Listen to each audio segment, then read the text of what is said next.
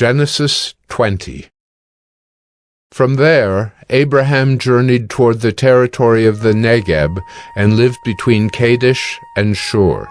And he sojourned in Gerar. And Abraham said of Sarah, his wife, "She is my sister." And Abimelech, king of Gerar, sent and took Sarah. But God came to Abimelech in a dream by night and said to him, "Behold, you are a dead man because of the woman whom you have taken, for she is a man's wife." Now Abimelech had not approached her, so he said, "Lord, will you kill an innocent people? Did he not himself say to me, 'She is my sister'? And she herself said, 'He is my brother'? In the integrity of my heart and the innocence of my hands I have done this."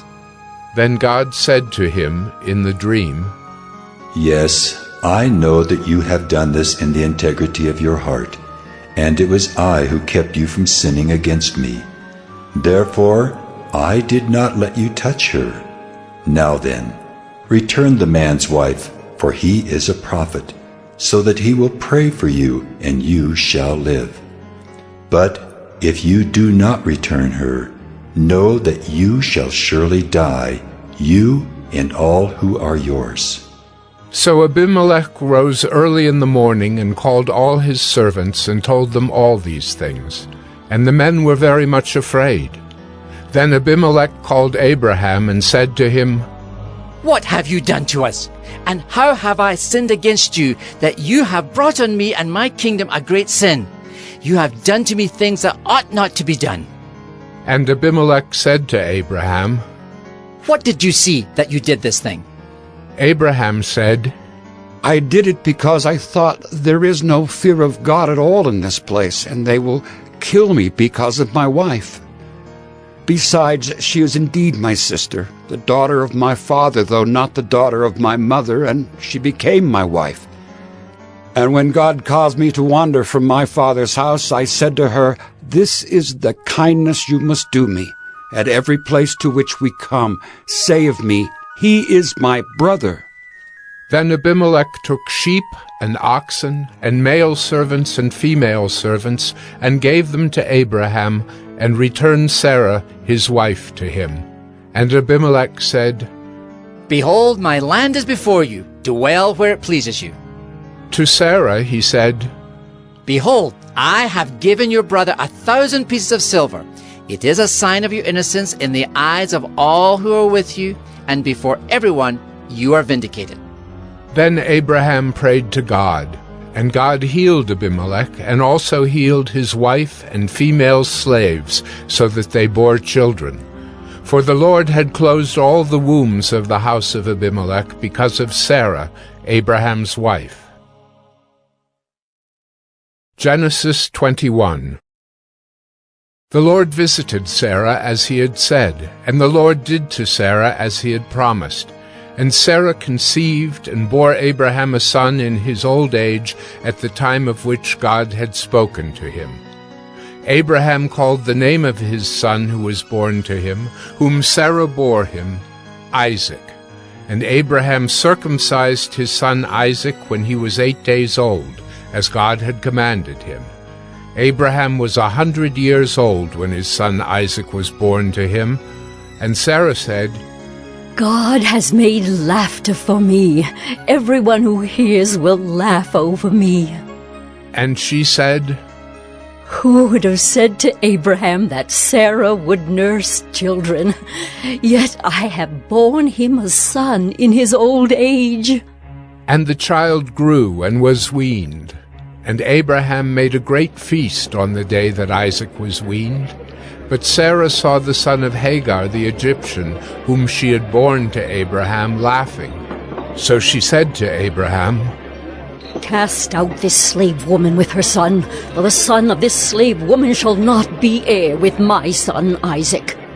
And the thing was very displeasing to Abraham on account of his son. But God said to Abraham, Be not displeased because of the boy and because of your slave woman. Whatever Sarah says to you, do as she tells you, for through Isaac shall your offspring be named. and I will make a nation of the son of the slave woman also, because he is your offspring." So Abraham rose early in the morning, and took bread and a skin of water, and gave it to Hagar, putting it on her shoulder along with the child, and sent her away. And she departed and wandered in the wilderness of Beersheba. When the water in the skin was gone, she put the child under one of the bushes. Then she went and sat down opposite him, a good way off, about the distance of a bow shot, for she said, Let me not look on the death of the child. And as she sat opposite him, she lifted up her voice and wept. And God heard the voice of the boy, and the angel of God called to Hagar from heaven, and said to her, "What troubles you, Hagar? Fear not, for God has heard the voice of the boy where he is. Up, lift up the boy, and hold him fast with your hand, for I will make him into a great nation." Then God opened her eyes, and she saw a well of water. And she went and filled the skin with water, and gave the boy a drink. And God was with the boy, and he grew up. He lived in the wilderness, and became an expert with the bow. He lived in the wilderness of Paran, and his mother took a wife for him from the land of Egypt. At that time Abimelech and Phicol the commander of his army said to Abraham, God is with you in all that you do. Now therefore, swear to me here by God, that you will not deal falsely with me, or with my descendants, or with my posterity. But as I have dealt kindly with you, so you will deal with me, and with the land where you have sojourned. And Abraham said, I will swear. When Abraham reproved Abimelech about a well of water that Abimelech's servants had seized, Abimelech said, I do not know who has done this thing. You did not tell me, and I have not heard of it until today. So Abraham took sheep and oxen and gave them to Abimelech, and the two men made a covenant.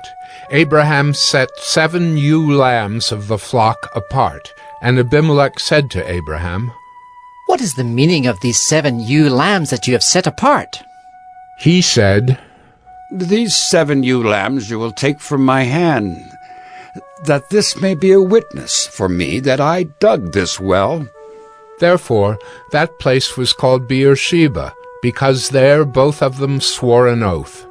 So they made a covenant at Beersheba. Then Abimelech and Phicol the commander of his army rose up and returned to the land of the Philistines. Abraham planted a tamarisk tree in Beersheba, and called there on the name of the Lord, the everlasting God. And Abraham sojourned many days in the land of the Philistines. Genesis 22. After these things God tested Abraham, and said to him, Abraham. And he said, Here am I. He said, Take your son, your only son Isaac, whom you love, and go to the land of Moriah, and offer him there as a burnt offering on one of the mountains of which I shall tell you. So Abraham rose early in the morning, saddled his donkey, and took 2 of his young men with him and his son Isaac.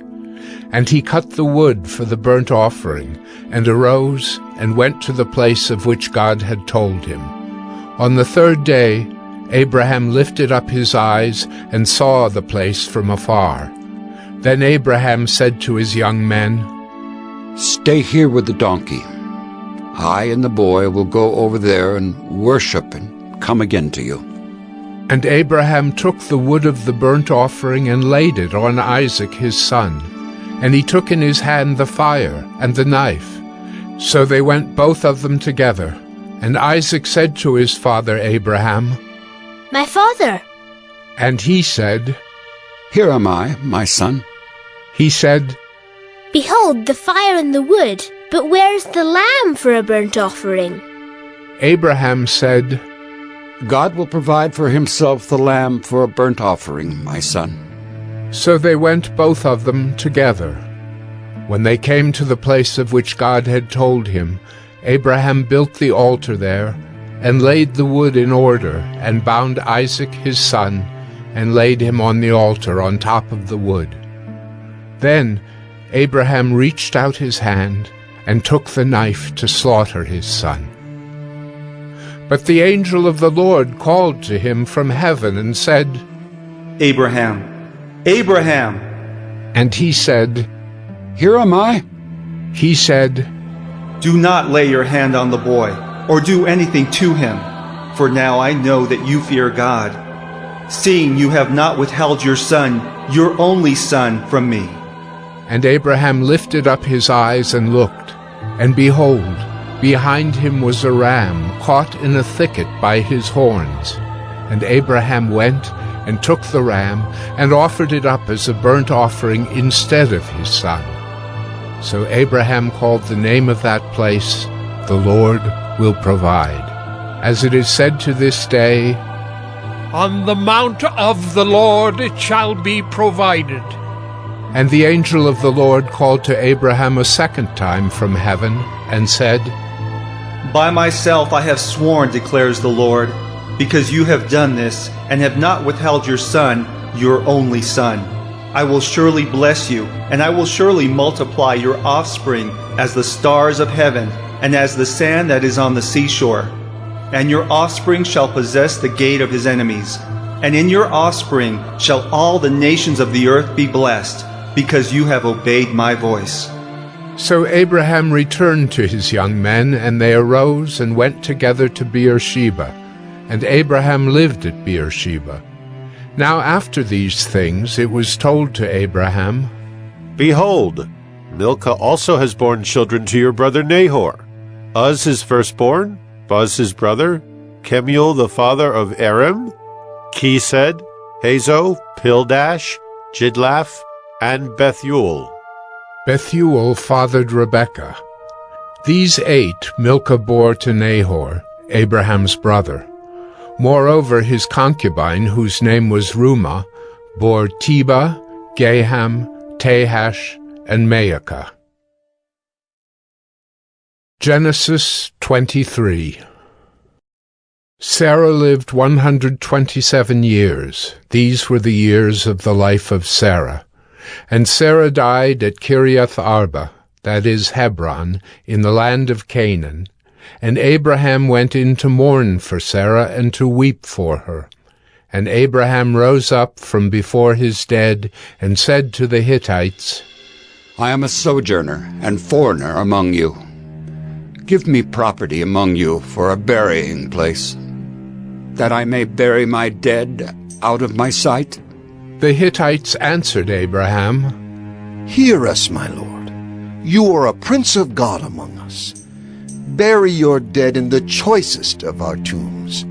None of us will withhold from you his tomb, to hinder you from burying your dead. Abraham rose and bowed to the Hittites, the people of the land, and he said to them, If you are willing that I should bury my dead out of my sight, hear me and entreat for me Ephron, the son of Zohar, that he may give me the cave of Machpelah which he owns. It is at the end of his field. For the full price let him give it to me in your presence as property for a burying place. Now Ephron was sitting among the Hittites, and Ephron the Hittite answered Abraham in the hearing of the Hittites, of all who went in at the gate of his city. No, my lord, hear me. I give you the field, and I give you the cave that is in it. In the sight of the sons of my people I give it to you. Bury your dead. Then Abraham bowed down before the people of the land, and he said to Ephron in the hearing of the people of the land, But if you will, hear me. I give the price of the field. Accept it from me that I may bury my dead there. Ephron answered Abraham, My lord, listen to me. A piece of land worth 400 shekels of silver. What is that between you and me? Bury your dead. Abraham listened to Ephron, and Abraham weighed out for Ephron the silver that he had named in the hearing of the Hittites, 400 shekels of silver, according to the weights current among the merchants. So the field of Ephron in Machpelah, which was to the east of Mamre, the field with the cave that was in it, and all the trees that were in the field, throughout its whole area, was made over to Abraham as a possession in the presence of the Hittites, before all who went in at the gate of his city.